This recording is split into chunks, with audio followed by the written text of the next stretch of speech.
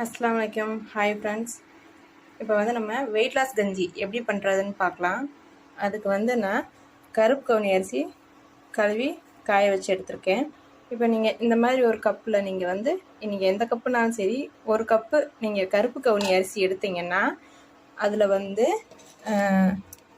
3/4 cup barley, 3/4 cup கொள்ளு, அப்புறமா 1/2 cup பாசிப்பருப்பு அது சேர்த்துட்டு 2 ஸ்பூன் மிளகு, 2 ஸ்பூன் சீரகம், ஒரு 10-12 வெள்ளைப்பூடு தோல் உரிச்சிட்டு சேர்த்துக்கலாம். ஒரு கப்பு கருப்பு கவுனி அரிசி, அதுலேயே 3/4 கப்பு பார்லி, 3/4 கப்பு கொள்ளு, 1/2 கப்பு தான் நம்ம பாசிப்பருப்பு சேர்க்கணும்.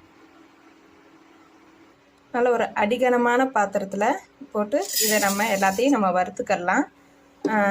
சிம்மிலேயே வச்சு வறுக்கணும். கருப்பு கவுனி அரிசியை நம்ம வறுத்துக்கலாம்.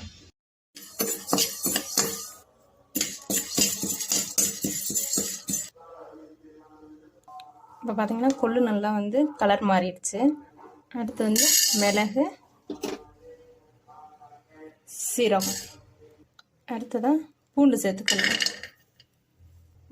இப்போ பார்த்தீங்கன்னா எல்லாமே நம்ம வறுத்தாச்சு. கருப்பு கவுனி அரிசி, கொள்ளு, பாசிப்பருப்பு, பார்லி, மிளகு, சீரகம், அடுத்து வந்து வெள்ளைப்பூடு எல்லாத்தையுமே நம்ம வந்து ட்ரை ரோஸ்ட் பண்ணி எடுத்துக்கலாம். பூண்டோட ஈரப்பதம்லாம் போயிடுச்சு. நம்ம அந்த மாதிரி ரோஸ்ட் பண்ணியாச்சு. அவ்வளோதான். இப்போ இதை எல்லாத்தையுமே நம்ம பவுட்ரு பண்ணிக்கலாம். மிக்ஸி ஜாரில் போட்டு பவுட்ரு பண்ணிக்கலாம். நம்ம அரைச்ச அந்த பவுட்ரு நம்ம எல்லாமே வறுத்து அரைச்சோம்ல, அதை இப்போ நம்ம பவுட்ரு பண்ணியாச்சு. இப்போ இதில் வந்து எப்படி கஞ்சி செய்கிறதுன்னு பார்க்கலாம். இப்போ இதுக்கு நான் 1 கிளாஸ் தண்ணி சேர்த்துக்கிறேன். இப்போ இதில் நான் 2 ஸ்பூன் கஞ்சி மிக்ஸு சேர்த்துக்கிறேன். இப்போ இதில் தண்ணி சேர்த்து இதை கலந்து வச்சாச்சு. இப்போ தண்ணி கொதிக்க போகுது. இப்போ இதுக்கு தேவையான உப்பு சேர்த்துக்கலாம். தண்ணி கொதிக்க ஆரம்பிச்சிருச்சு. இப்போ இதை வந்து நம்ம சேர்த்துடலாம். நம்மளோட வெயிட் லாஸ் கஞ்சி ரெடி ஆயிடுச்சு. இது வந்து நம்ம டெய்லி காலையில் இதை நம்ம குடிச்சிட்டு வந்துட்டு இருந்தோம்னா நமக்கு நல்ல ஒரு வெயிட் லாஸ் ஆகும்.